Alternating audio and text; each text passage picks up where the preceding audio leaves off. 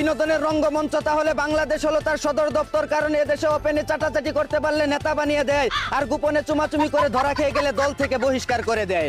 এদিকে ডিসেম্বরে আপা আসার কথা থাকলেও বর্তমানে দিল্লির যে অবস্থা তা দেখে তো মনে হচ্ছে আপার সাথে দুলাভাইও চলে আসতে পারে বলে জানিয়েছে সেফাতুল্লাহ সেফুদা।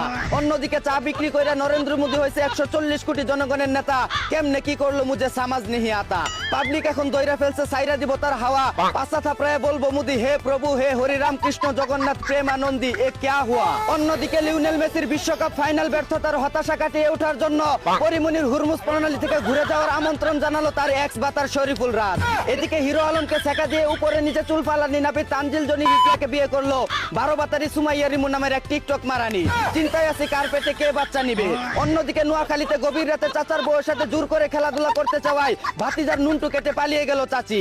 এখন সে বগার আগা ধরে বলে সাইরা দে মা কাইন্দা বাচি। এদিকে সমঝোতার ভিত্তিতে কমলা না দেওয়ায় 20 লাখ